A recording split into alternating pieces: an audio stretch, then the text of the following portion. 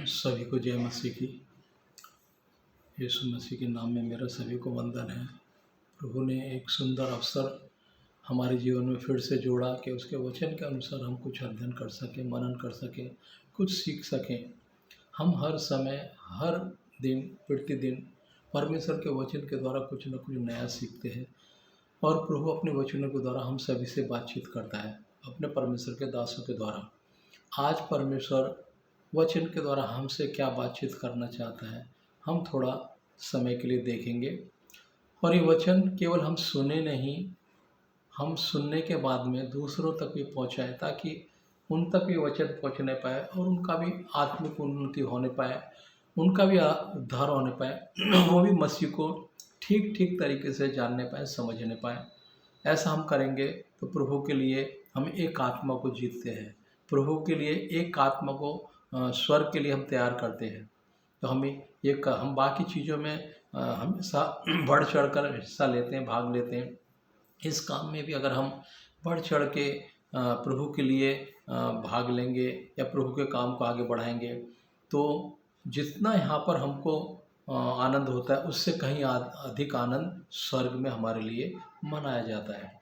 आज हम वचन जो देखने वाले हैं, वचन हमने बहुत बार परमेश्वर के दासों के द्वारा सुना होगा और पढ़ा भी होगा हमने खुद, लेकिन प्रभु हर समय भिन्न भिन्न तरीके से हमसे बातचीत करता है।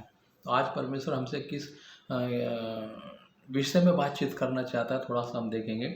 आज का वचन है रोमियो 5:18-20।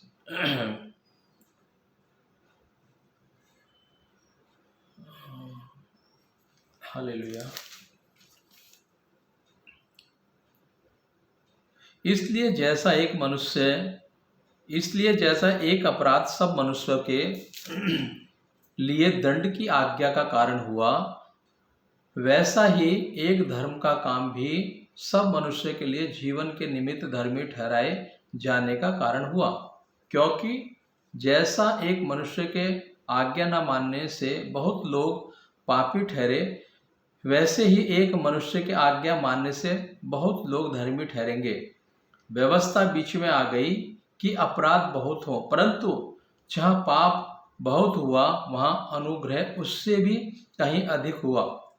आइए वचन के लिए प्रार्थना करेंगे। धन्यवाद प्रभु जी, स्तुति महिमा हो प्रभु की, आदर हो प्रभु का। प्रभु इस सुंदर समय के लिए आपको धन्यवाद करते हैं। प्रभु आपने हमें आपकी उपस्थिति में लेकर आया, वचनों के द्वारा प्रभु आप हमसे बातचीत करने वाले, उसका धन्यवाद करता हूँ प्रभु।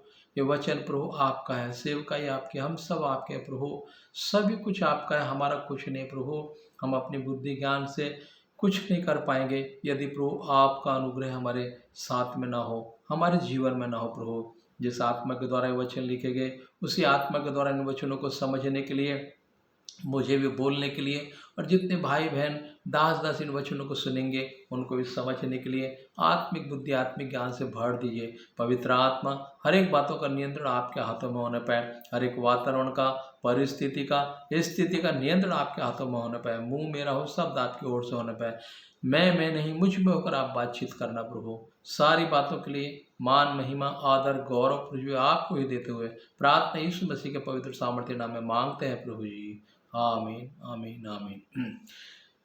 देखिए, जैसे वचन के द्वारा प्रभु हमसे बातचीत आज करने वाले हैं,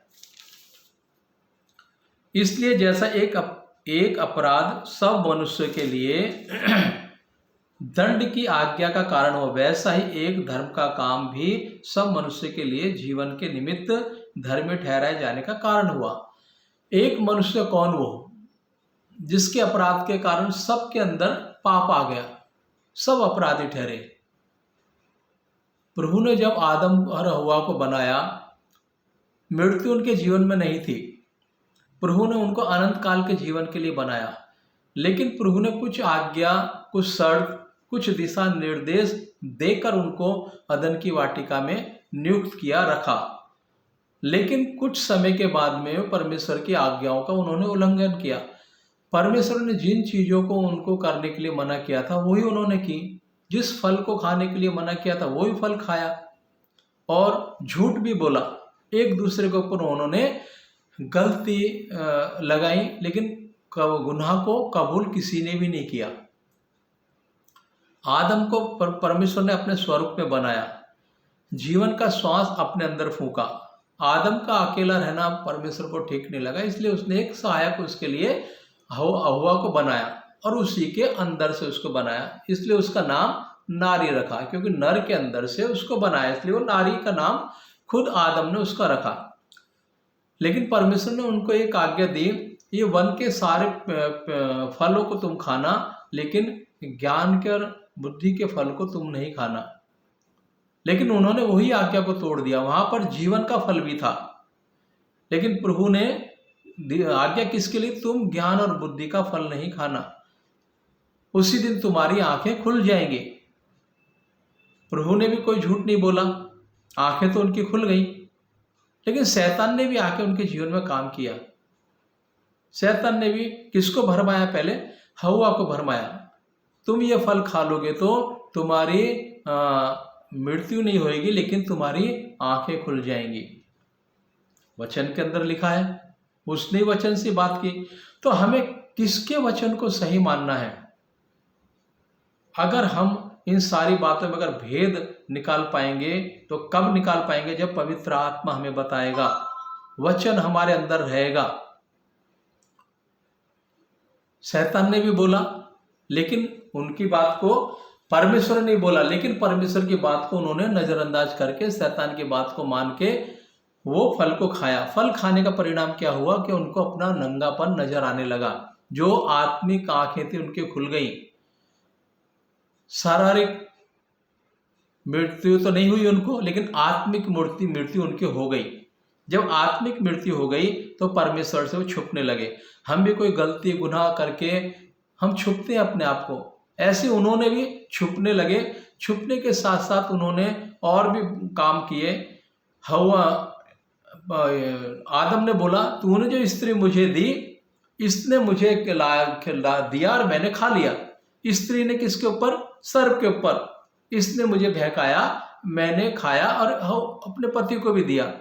लेकिन उन्होंने किसी ने ही नहीं बोला हमसे गलती हो गई, प्रभु हमें क्षमा करो। जैसे दाऊद राजा से गलती हो गई थी, बहुत बड़ी गलती उसने कर दी थी। व्यभिचार परमेश्वर की नजर में क्षमा योग्य नहीं है, लेकिन वो गलती दाऊद कर बैठा, लेकिन उसने अपनी गलती को कबूल किया। लेकिन यहाँ पर ये लोग अपनी गलती को कबूल कर नहीं रहे, इसलिए पाप उनके अंदर आ गया। पाप के साथ मृत्यु आ गई। एक आदम के द्वारा पाप आ गया, लेकिन दूसरा आदम कौन? यीशु मसीह। यीशु मसीह ने उसका उपाय निकाला, कलवरी क्रूस पर अपने आप को बलिदान किया, और जो उस पर विश्वास करेगा उसका उद्धार होगा। तो हम अगर ये साइड में नहीं जाएंगे, एक मनुष्य के द्वारा पाप आया, एक मनुष्य के द्वारा उद्धार आया। जो दूसरा मनुष्य उसके द्वारा हमें उद्धार आया। लेकिन पहला मनुष्य जो था बहक गया, दूसरा मनुष्य बहका नहीं, शैतान की बातों में नहीं आया। शैतान ने उसको बोला कि ये पत्थर को रोटी बना दे, बनाया? नहीं बनाया, जबकि प्रभु बना सकता था। जब 5000 लोगों को खाना खिला सकता है, दो मछली 5 रोटियों से, तो पत्थर को रोटी नहीं बना सकता है? उसने बोला कंगूरे पे चढ़ के कूद जाओ, प्रभु ने कहा, करा? नहीं करा। लेकिन आदम हव्वा ने उनकी बात को माना। पहले आदम ने शैतान की बात को माना, वो भरमाया गया। लेकिन दूसरा आदम शैतान की बातों में नहीं आया, भरमाया नहीं गया, इसलिए उसके द्वारा हमारा उद्धार हुआ। इसलिए प्रभु ने उसके ऊपर जयवंत हुआ। प्रभु परमेश्वर ने उसको उत्तर दिया, मनुष्य का पुत्र केवल रोटी से नहीं, परमेश्वर के निकले हुए एक एक वचन से जीवित रहेगा। वचन से ही, उससे बात की शैतान से। आज भी हमको उससे वचन के द्वारा ही बातचीत करना है। जैसे यहाँ दूसरे उसमें दिखाया 19 में, क्योंकि जैसे एक मनुष्य के आज्ञा ना मानने से बहुत लोग पापी ठहरे, वैसे ही एक मनुष्य की आज्ञा मानने से बहुत लोग धर्मी ठहरे। व्यवस्था बीच में आ गई कि अपराध बहुत हो, परंतु जहाँ पाप बहुत हुआ वहाँ अनुग्रह उससे भी अधिक हुआ। जहाँ पाप अधिक हुआ वहाँ अनुग्रह भी उससे अधिक हुआ, क्योंकि प्रभु का अनुग्रह ही है जो आज हम प्रभु का वचन को पढ़ रहे हैं, आज हम मसीह को स्वीकार किए हुए हैं, प्रभु का अनुग्रह ही है। तो अगर हम पाप ज्यादा किए तो अनुग्रह ज्यादा होएगा, इसलिए और हम पाप करें? नहीं, क्योंकि पाप के लिए यीशु मसीह ने अपने आप को बलिदान किया। अब पाप के लिए कोई बलिदान नहीं है, अब पाप के लिए न्याय है, क्योंकि जब यीशु मसीह दोबारा आएगा तो न्याय के लिए आएगा। हमारे पाप के लिए यीशु मसीह एक बार बलिदान हो गया, अब कोई बलिदान बाकी बचा नहीं है। सारा बलिदान प्रभु ने हमारे लिए, हमारे पापों के लिए, हमारी चंगाई के लिए, हमारे छुटकारे के लिए प्रभु ने इस क्रूस पर दे दिया है। अब कोई बलिदान बाकी नहीं है। तो अब हमें और पाप करने की जरूरत नहीं है, ताकि और अनुग्रह हो। क्योंकि अगर हम वचन को आज हमको मिल गया है, यीशु मसीह ने हमारे पापों को अपने ऊपर कलवरी क्रूस पर उठा लिया है। अगर हम दोबारा पाप करते हैं तो दोबारा से उसको क्रूस पर हम चढ़ाते हैं। तो अब हमको इसलिए और पाप नहीं करना चाहिए कि और ज्यादा अनुग्रह होगा। अनुग्रह में मिल गया, अब दोबारा हमें प्रभु यीशु मसीह में बढ़ना है। प्रभु के बलिदान के द्वारा वो अनुग्रह में मिल गया, अब वो अनुग्रह में हम बढ़ना है। एक वचन हम देखेंगे रोमियो 7 का 7 से 8। तो हम क्या करें? क्या व्यवस्था पाप है? कदापि पाप है? कदापि नहीं, वरन बिना व्यवस्था के मैं पाप को नहीं पहचानता। व्यवस्था यदि ना कहती कि लालच मत कर, तो मैं लालच को जानता, परंतु पाप ने अवसर पाकर आज्ञा के द्वारा मुझ में सब प्रकार का लालच उत्पन्न किया, क्योंकि बिना व्यवस्था पाप मुर्दा है। देखिए यहां पर, तो हम क्या कहें? क्या व्यवस्था पाप है? कदापि नहीं, वरन बिना पाप के मैं पाप को नहीं पहचानता। अगर हमें व्यवस्था नहीं दी जाती तो हम पाप को पहचानते। पहले पाप करते थे, पाप बलि दिया जाता था, दोष बलि दिया जाता था, लेकिन फिर अगले साल फिर पाप बलि, फिर दोष बलि।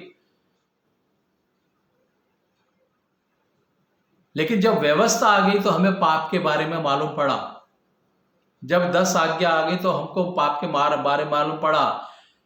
तू लालच मत करना, तू किसी के घर का लालच मत करना, तू चोरी नहीं करना, तू व्यभिचार मत करना। व्यवस्था जब हमारे लिए आ गई तो जैसे यहां पर लिखा है कदापि नहीं, वरन बिना व्यवस्था के मैं पाप को नहीं पहचानता। बिना व्यवस्था के हमको मालूम ही नहीं था क्या पाप क्या चीज है। जब तक मूसा आज्ञाओं को लेकर नहीं आया तब तक हमको पता ही नहीं था हम पाप कर रहे हैं कि नहीं कर रहे हैं।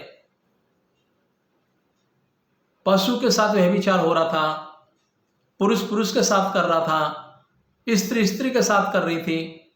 क्यों? क्योंकि उनको मालूम नहीं था ये पाप है। लेकिन जब व्यवस्था आ गया तो हम लेवी व्यवस्था में पढ़ सकते हैं। वहां पर दिशा निर्देश, किससे शादी करना है, किससे शादी नहीं करना है, कौन सी चीज व्यभिचार की कैटेगरी में आती है।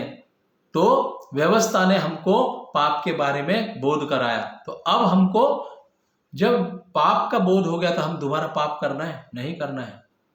अगर ऐसा करते हैं तो दोबारा हम यीशु मसीह को क्रूस पर चढ़ाते हैं। जैसे यहां पर आगे के वचन में लिखा है परंतु पाप ने अवसर पाकर आज्ञा के द्वारा मुझ में सब प्रकार का लालच उत्पन्न किया। प्रभु ने आज्ञा दिया उनको ये फल मत खाना, लेकिन उसने वही फल खाने का लालच किया। वो लालच के कारण क्या हुआ? उनके अंदर मृत्यु आ गई, पाप आ गया। पाप आने के अंदर क्या? उनका आत्मिक मृत्यु हो गई। हमारे अंदर भी आज बहुत सी वस्तुओं को लेकर लालच आ जाता है और हम उनको ग्रहण कर लेते हैं। उसके साथ में हमारे अंदर पाप भी आता है। लालच बहुत प्रकार, किसी दूसरे के घर का लालच, किसी दूसरे के वस्तु का लालच, स्त्री का लालच, भिन्न भिन्न प्रकार का पाप है। एक शरीर से पाप करते हैं वही पाप नहीं है, और भी बहुत तरह के पाप है जो हम करते हैं पूरे जीवन भर। तो हमें उनसे भी प्रभु ने सतर्क सावधान रहने के लिए दिशा निर्देश दिए हैं। हम उनको कितना पालन करते हैं, कितना मानते हैं, ये हमारे ऊपर है, ये देखने का विषय है। एक वचन और हम देखेंगे, गलातियों 3 का 19। हालेलुया।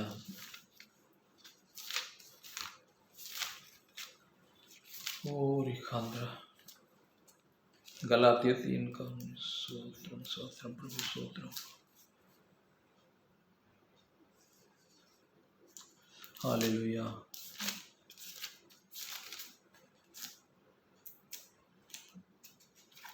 और धन्यवाद प्रभु, धन्यवाद धन्यवाद धन्यवाद, स्तुति धन्यवाद।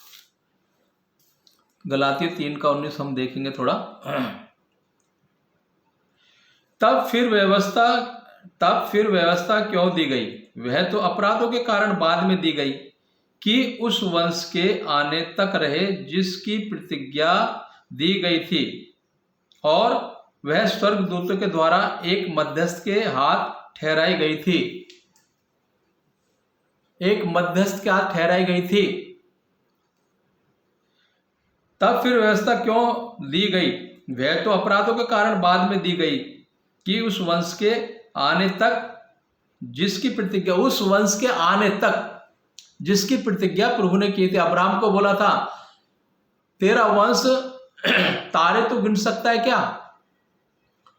तेरा वंश इतना होगा। कनान देश में जाने के लिए अब्राहम प्रभु ने वायदा किया,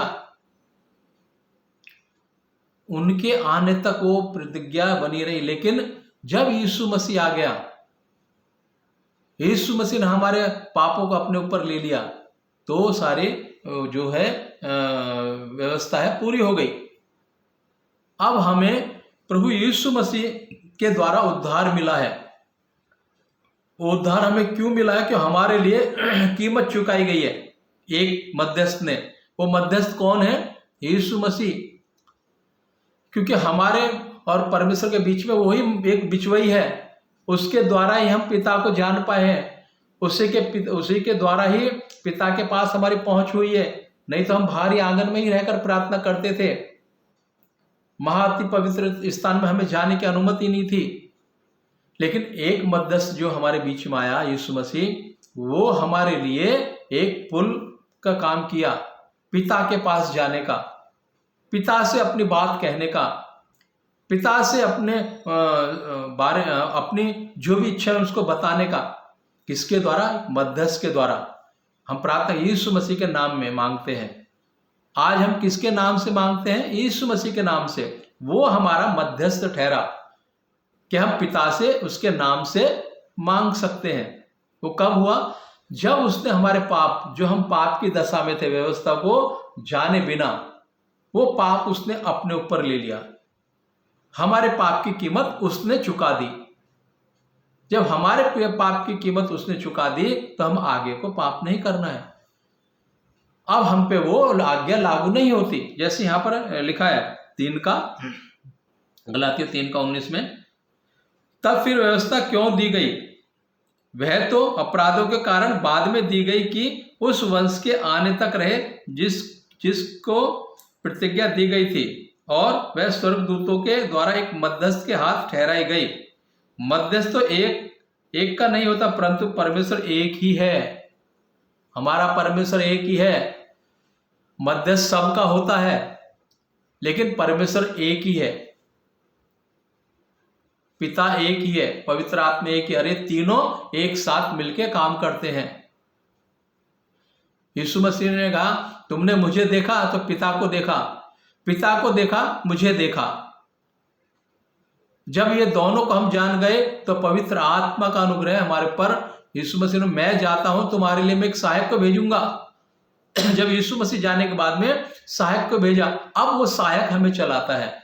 वो सहायक कौन है? पवित्र आत्मा, यीशु मसीह का आत्मा। क्योंकि बोला मैं जाने के बाद एक सहायक आएगा जो मैं कहूंगा वो तुम्हें बताएगा। अब हमारे बीच में कौन है? सहायक। सहायक हमारा मध्यस्थ का काम कर रहा है। यानी कि यीशु मसीह सहायक के रूप में हमारा आज भी मध्यस्थ है। आज भी हमारे पिता के दाहिने हाथ बैठ के हमारे बारे में प्रार्थना करता है, हमारे बारे में चिंता करता है। आज भी हमारा सहायक ऐसा नहीं है कि आज बोला कल भूल गया। हम किसी को वायदा करके भूल जाते हैं कि हमने किसी से वायदा किया है कुछ करने का, कुछ देने का, लेकिन हम भूल जाते। लेकिन हमारा परमेश्वर जो वायदा किया है वो कभी भूलता नहीं है, वो कभी सोता नहीं, कभी ऊँघता नहीं है। रात दिन पिता के दाहिनी ओर बैठ के हमारे विषय में, हमारे बारे में बातचीत करता है, प्रार्थना करता है। तो हमारा मध्यस्थ आज कैसा होना चाहिए? हमारा मध्यस्थ यीशु मसीह को हमने अगर मध्यस्थ माना है तो हम पे ये दंड की आज्ञाएं अब नहीं है। लेकिन अगर हम वचन का उल्लंघन करते हैं तो दंड हमारे ऊपर बना रहता है, क्योंकि यीशु मसीह दोबारा आएगा तो न्याय के लिए आएगा। तो हमें अपने आप को कैसी तैयारी के साथ रहना है, हमें विचार करना बहुत जरूरी है। रोमियो 6 का 1 से 4 तक थोड़ा हम देखेंगे।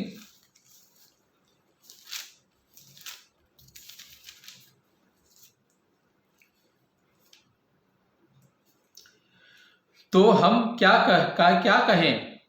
क्या हम पाप करते रहें कि अनुग्रह बहुत हो? पीछे के वचन उन्होंने पढ़ा ना, जहां पाप हुआ वहां अनुग्रह ज्यादा हुआ। तो क्या हम पाप करते रहें? क्या अनुग्रह और मिलेगा? ऐसा सोचता है। बहुत से प्रचारक भी आजकल करते हैं पाप तुम्हारे ऊपर नहीं है, अब पाप तुम्हारे क्षमा हो गए, अब तुम कुछ भी करते रहो, चाहे पिक्चर देखो, चाहे कहीं भी जाओ, क्योंकि यीशु मसीह ने हमारे लिए कीमत चुका दी है। तो ये वचन उनके लिए जरूरी आज। प्रभु उनको ये वचन के से बातचीत आज करना चाहता है। जैसे पीछे के वचन में जहां पाप ज्यादा हुआ अनुग्रह भी ज्यादा हुआ, आगे के वचन हम देख रहे हैं। तो हम क्या कहें? क्वेश्चन मार्क है आगे, उसके क्वेश्चन मार्क दिया है। तो हम क्या कहें? क्या हम पाप करते रहें कि अनुग्रह बहुत हो? कदापि नहीं। हम जब पाप के लिए मर गए तो फिर आगे को उसमें कैसे जीवन बिताएं? जब पाप के लिए हम मर गए तो आगे को उसमें जीवन कैसे बिताएं? हमने बपतिस्मा के द्वारा अपने आप को गाड़ दिया, तो आगे के लिए फिर हम वो पीछे का जीवन बिताएं, पाप में जीवन बिताएं? पाप में जीवन को तो हमने गाड़ दिया। यीशु मसीह जैसे हमारे लिए मारा गया, गाड़ा गया, तीसरे दिन जी उठा, हम भी बपतिस्मा के द्वारा यीशु मसीह के साथ गाड़े गए, मारे गए और जी उठे। तो फिर हम पाप करना है? नहीं, कदापि नहीं।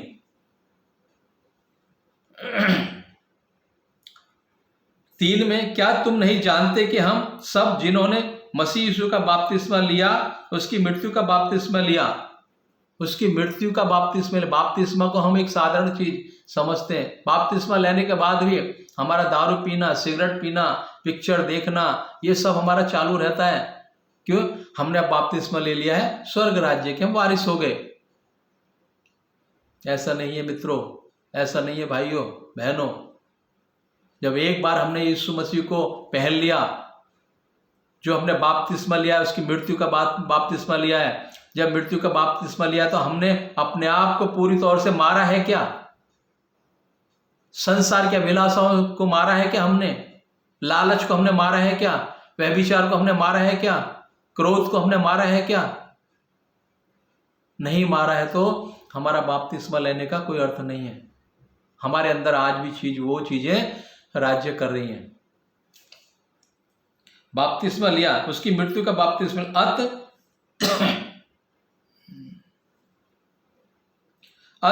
उस मृत्यु का बपतिस्मा पाने से हम उसके साथ गाड़े गए, ताकि जैसे मसीह पिता की महिमा के द्वारा मरे हुए में से जिलाया गया, वैसे ही हम भी नए जीवन किसी चाल चलें। जैसे मसीह मरे हुए में से जिलाया गया, हम भी नए जीवन किसी चाल चलें। क्या हम उस किसी चाल चल रहे हैं क्या? जैसे वो मुर्दों में से जी उठा, मारा गया, गाड़ा गया, तीसरे दिन जी उठा, हम भी ऐसी चाल चल रहे हैं क्या? जब पुनरुत्थान होगा हम भी क्या ऐसे जिलाए जाएंगे क्या? या हमारा नया जीवन हुआ है क्या? नया मनुष्य को हमने पहन लिया है क्या? पुराने को हमने उतार दिया है क्या? कि बपतिस्मा हमने ले लिया है, सब चीज अब हमारे लिए, सब चीज हम कर सकते हैं। क्योंकि कहीं कहीं प्रचार है अब दंड की आज्ञा हमारे ऊपर नहीं है। अगर तुम ये सारी चीजों को नहीं मानते हो, दंड की आज्ञा तुम पर बनी हुई है। अगर ये वचन जैसे यहाँ पर ऊपर के वचन में, तो हम क्या कहें? क्या हम पाप करते रहें कि अनुग्रह बहुत हो? कदापि नहीं। हम जब पाप के लिए मर गए तो फिर आगे को उसमें कैसे जीवन बिताएं? जब पाप के लिए हम मर गए, एक बार गाड़े गए और फिर जिलाए गए, तो दोबारा उसमें कैसे हम जीवन बिताएं? जैसे कुत्ता उल्टी करके अपनी छाट को चाटता है, सूरनी कीचड़ में से निकालने के बाद उसको नहला दो, फिर उसमें जाती है। क्या हमारा जीवन ऐसा ही है क्या? प्रभु को पहनने के बाद में हमने सारी चीजों को उतार दिया, छोड़ दिया, त्याग दिया, फिर हम उसको पहन लेना है, फिर हम उनको धारण कर लेना है, फिर वो चीजों को हम करना शुरू कर देना है, फिर वो रीति रिवाज हम मानना शुरू कर देना है, लोगों को देख के, उनको प्रसन्न करके, उनको खुश करके करने के लिए ये सब करना है। यदि आज हमारा जीवन ऐसा है तो हमने अभी तक बपतिस्मे के अर्थ को हमने नहीं जाना है। हमने नहीं जाना है कि एक मनुष्य के द्वारा पाप आया, दूसरे के द्वारा अनुग्रह आया, तो दूसरे मनुष्य को अगर ऐसा हम कर रहे हैं तो आज भी हम नहीं जान पाए हैं। अगर नहीं जान पाए तो यीशु मसीह का क्रूस पर बलिदान हमारे लिए देना व्यर्थ साबित होगा, क्योंकि उसने हमारे लिए कीमत चुका दी है, बहुत बड़ी कीमत। हमारे माँ बाप भी अगर हम कोई गलती करें तो हमको बर्दाश्त नहीं कर सकते, वो भी हमको बोल देते ठीक है तुम्हारा रास्ता देखो, गलती तुमने की है, तुम भुगतो। लेकिन हमारे पाप इतने थे कि स्वर्ग तक पहुंच गए थे, धरती कराहने लगी थी। लेकिन प्रभु यीशु मसीह हमसे क्यों इतना प्रेम किया, कभी हमने सोचा है? इतना सब करने के बाद भी मानव जाति से इतना प्रेम क्यों करता है? क्योंकि अपने स्वरूप में उसने हमें बनाया है, जीवन का श्वास उसने हमारे अंदर फूंका है, इसलिए वो नहीं चाहता हमारा नाश हो। वो चाहता है जिस मनुष्य को मैंने अपने स्वरूप में बनाया वैसा ही वो मनुष्य मेरे जब आगमन हो वो मुझे वैसा ही मिले, जैसा बनाया था वैसा ही हमें देखना चाहता है। तो हम क्या करना चाहिए उसके लिए? अनुग्रह ज्यादा होगा तो इसलिए पाप ज्यादा करते नहीं, पाप के लिए एक बार हमने अपने आप को गाड़ दिया, मार दिया, तो दोबारा हमें उसके बारे में सोचना भी नहीं है, देखना भी नहीं है। क्योंकि हमने बपतिस्मा किसका लिया है? यीशु मसीह की मृत्यु का बपतिस्मा। कोई साधारण स्नान नहीं है, ये नहा लिए बस हो गया। हमको ये प्रक्रिया साधारण जैसी लगती है, लेकिन इसका बहुत बड़ा महत्व है। एक सीढ़ी है, एक रास्ता है परमेश्वर के पास पहुंचने का, और ये रास्ते से हमको जाना ही पड़ेगा। लेकिन हम कितना शिद्दत के साथ, कितना तत्परता के साथ हम इन सब चीजों को अपने जीवन में लागू कर रहे हैं, मान रहे हैं, ये आज हमें विचार करना बहुत जरूरी है। एक वचन और हम देखेंगे, 1 तीमुथियुस 1:13। 1 तीमुथियुस, हालेलुया,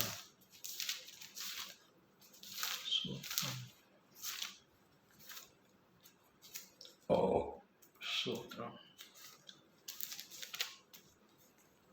स्तोत्रम। 1 तीमुथियुस 1:13 से 14 तक थोड़ा हम देखेंगे। मैं तो पहले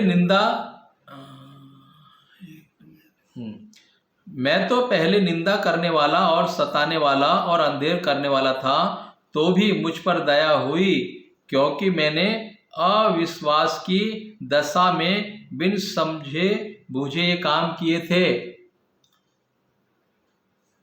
पौलुस क्या लिखता है? मैं तो पहले निंदा करने वाला था, हम भी निंदा करने वाले थे। किसकी? परमेश्वर के निंदा करने वाले मनुष्य थे। तो भी मुझ पर दया हुई, तो भी पौलुस कहता है मुझ पर दया हुई। लोगों को बंदी गृह में डालने वाला था, लोगों को सताने वाला था, फिर भी पौलुस कहता है मुझ पर दया हुई। हम पर भी प्रभु ने दया की। जैसे पौलुस के ऊपर दया की, वैसे प्रभु ने हमारे ऊपर भी दया की। मुझ पर दया हुई क्योंकि मैं अविश्वास की दशा में बिन समझे, हम वो टाइम पे विश्वास ही नहीं थे, अविश्वासी, वो दशा में हमने सब वो काम किए, सब वो पाप किए, ऐसी सारी बातें की जो परमेश्वर को पसंद नहीं थी। लेकिन किस दशा में? हम उसको वो टाइम जानते नहीं थे, लेकिन जानने के बाद हमको वो सब करना है क्या? पौलुस भी वही लिख रहा है। पौलुस उसके पहले जब तक प्रभु का एनकाउंटर नहीं हुआ, प्रभु को जाना नहीं था वो, और सब काम किए, लेकिन जानने के बाद पौलुस ने क्या क्या दुख झेले। हम जब पत्री पढ़ेंगे उसकी सब एक एक, तो हमें अपने आप को देखना पड़ेगा। कितना पौलुस, मतलब एक समय में लोग उससे डरते थे, लेकिन एक समय इतना दिन हो गया, उसको एक जगह तो मरा हुआ समझ के छोड़ के चले गए। समुद्र में डाकुओं के से उसको खतरा, तूफान से खतरा, कितनी समस्याओं का सामना पौलुस कर रहा है, लेकिन एक समय में वो परमेश्वर को जाने बिना लोगों को सताता था। लेकिन जब प्रभु को जान लिया, प्रभु के लिए, प्रभु को लोगों के लिए, अपने प्राण को भी उसने उत्तम नहीं जाना, अपने प्राण को भी प्रभु उसने कुछ माना नहीं। परमेश्वर के लोगों के लिए, परमेश्वर के लिए सब कुछ उसने समर्पण कर दिया। कब? जब परमेश्वर को जान लिया। आज हमने परमेश्वर को जाना है तो हमने सब कुछ समर्पण किया है क्या? क्या आज भी हम वो पोटरी को बांधे हुए घूम रहे हैं, पाप के गठरी को अपने कंधे पर, वो रीति रिवाज की गठरी को, वो पूर्व जैसे जो हम करते आ रहे थे वो गठरी को आज भी बांधे हुए घूम रहे हैं? हम समझौता कर रहे हैं क्या? जब हमारे बच्चों की शादी ब्याह होता है तो हम समझौता कर रहे हैं क्या? वो गठरी को हमने उतारा है क्या? पाप की गठरी को हम आज भी बांध के घूम रहे हैं। और घूम रहे हैं तो हमारा नया जीवन जन्म नहीं हुआ है, नया वस्त्र को हमने नहीं पहना है।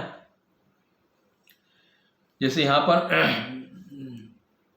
तो भी मुझ पर दया हुई, क्योंकि मैंने अविश्वास की दशा में बिन समझे बूझे काम किए थे, और हमारे प्रभु का अनुग्रह उस विश्वास और प्रेम के साथ जो मसीह यीशु में है बहुत आज से हुआ, बहुत आज से हुआ। क्यों हुआ? 14 वचन में हम देख रहे हैं, और हमारे प्रभु का अनुग्रह उस विश्वास और प्रेम के साथ हुआ जो मसीह यीशु में बहुत आज से। मसीह यीशु में जो हम जो यीशु मसीह में विश्वास करते हैं कि हमारे पापों के लिए मारा गया, हमारे पापों के लिए गाड़ा गया, हमारे पापों के लिए क्रूस पर उसको ताड़ना झेलनी पड़ी, हमारे पापों के लिए निंदित हुआ वो, हमारे पापों के लिए उसने घूसे खाए, हमारे पापों के लिए उसने थुकवाया, हमारे पापों के लिए कीड़े ठोके गए, हमारे पापों के लिए कांटों का मुकुट पहनाया गया, हमारे पापों के लिए भाले से छिदवाया गया। अगर ये बातों को हम मानते हैं तो हम बहुत हमारा जीवन, जैसे यहाँ पर लिखा है, और हर विश्वास और प्रेम के साथ जो मसीह यीशु में बहुत आज से हुआ, और हमारे प्रभु का अनुग्रह उस विश्वास और उस प्रेम के साथ जो मसीह यीशु में बहुत आज से हुआ है। जो प्रेम मसीह ने हमारे लिए किया, वो प्रेम में अगर हम बने हैं, वो प्रेम में हम चल रहे हैं, तो उसका अनुग्रह हमारे साथ में है और हमेशा बना रहेगा। उसके अनुग्रह में हम चल फिर पाएंगे। तो हम अब जब यीशु मसीह ने हमारे पापों को अपने ऊपर उठा लिया है, तो इसलिए हम पाप करते जाना है, क्योंकि हमको एक लाइसेंस मिल गया कि अब हमारे पाप क्षमा हो गए। लेकिन हमको पहला वचन ध्यान में पढ़ना है, ध्यान से पढ़ना है। जैसे यहाँ पर लिखा है, तो हम क्या कहें कि हम पाप करते रहे कि अनुग्रह बहुत हो? कदापि नहीं। अनुग्रह ज़्यादा मिलेगा, इससे ज़्यादा पाप करोगे तो अनुग्रह ज़्यादा मिलेगा, ऐसा? क्योंकि पीछे के वचन में लिखा है, क्योंकि हम बहुत चतुराई से वचन को तोड़ मरोड़ के बोलते भी हैं और समझते भी हैं। जहाँ पाप हुआ अनुग्रह ज़्यादा हुआ, वो वचन को बराबर हम याद रखेंगे, लेकिन ये वचन को हम भूल जाएंगे। तो हम क्या कहें? क्या पाप करते रहें कि अनुग्रह बहुत हो? कदापि नहीं। हम जब पाप के लिए मर गए तो फिर आगे को उसमें कैसे जीवन बिताएं? आगे को उसमें जीवन नहीं बिताना है, आगे को हमें मसीह में जीवन बिताना है। मसीह के साथ जो हमने बपतिस्मा लिया है, मसीह का, उसकी मृत्यु का बपतिस्मा लिया है, तो हम जब मसीह ने हमारे पापों को अपने ऊपर उठा लिया है, तो हमें अब आगे वो दशा में नहीं जीना है। प्रभु ने वचन के द्वारा मुझसे भी बात की, आप सभी से बातचीत की, इसके लिए प्रभु को मैं धन्यवाद देना चाहता हूँ। प्रभु ये वचन के द्वारा, इन वचनों के द्वारा सभी को आशीष करे। मैं सभी से विनती बार बार करता हूँ, अगर आपको, आपके जो मित्र बंधु हैं जो प्रभु को अभी तक नहीं जाने हैं, आप ये वीडियो उन तक ज़रूर पहुँचाइए, शेयर कीजिए। हो सकता है वीडियो की रिकॉर्डिंग ठीक नहीं होगी, इतनी गुणवत्ता नहीं होगी, लेकिन हमें वचन को देखना है। वचन हमारे लिए जीवन है। वचन जब उनके अंदर जाएगा तो कार्य करेगा, उनका भी जीवन बदली होगा। तो मेरी सभी से दरख्वास्त है, ये वीडियो को और लोगों तक भी आप पहुंचाएं, ताकि उनका भी उद्धार हो, वो लोग भी मसीह को जाने। प्रभु वचन के द्वारा सभी को आशीष करें। छोटी सी प्रार्थना करके समाप्त करेंगे। धन्यवाद प्रभु, धन्यवाद प्रभु, धन्यवाद प्रभु, सुंदर समय के लिए प्रभु आपको धन्यवाद करते हैं प्रभु जी। आपने प्रभु जी आपकी उपस्थिति में हमें लेकर आया, ये वचनों के द्वारा प्रभु आपने मुझसे भी और जितने भाई बहन प्रभु ये वचन सुनेंगे उन सभी से बातचीत की, उसके धन्यवाद करते प्रभु। हमारे लिए प्रभु आप स्वर्ग छोड़कर पृथ्वी पर आए, हमारे पापों के लिए प्रभु आपने अपने आप को कलवरी क्रूस पर बलिदान किया प्रभु जी। हाल प्रार्थना विनती करते हैं प्रभु जी, वो बलिदान को प्रभु जी हम स्मरण रखने पाए, वो बलिदान व्यर्थ न जाने पाए प्रभु जी। आगे को प्रभु हम पाप की दशा में नहीं परंतु प्रभु हालेलुया प्रभु जी, आपने वचन में कहा है पाप के लिए हालेलुया प्रभु जी, हाल आपने हमारे लिए बलिदान दे दिया प्रभु जी। हम प्रभु आप में नई सृष्टि है प्रभु, हम नई सृष्टि होकर प्रभु हाल अपने जीवन को व्यतीत करने पाए प्रभु जी। पुरानी मशकों में दया नया दाखिल नहीं भरा जाता। हालेलुया प्रभु जी, आप हमें नई मशक बनाइए, आप हमें नया दाखरस बनाइए प्रभु जी। धन्यवाद प्रभु जी। वचन प्रभु हर एक के अंदर प्रभु जी कार्य करने पाए प्रभु जी, हर एक के जीवन को बदलने पाए प्रभु जी।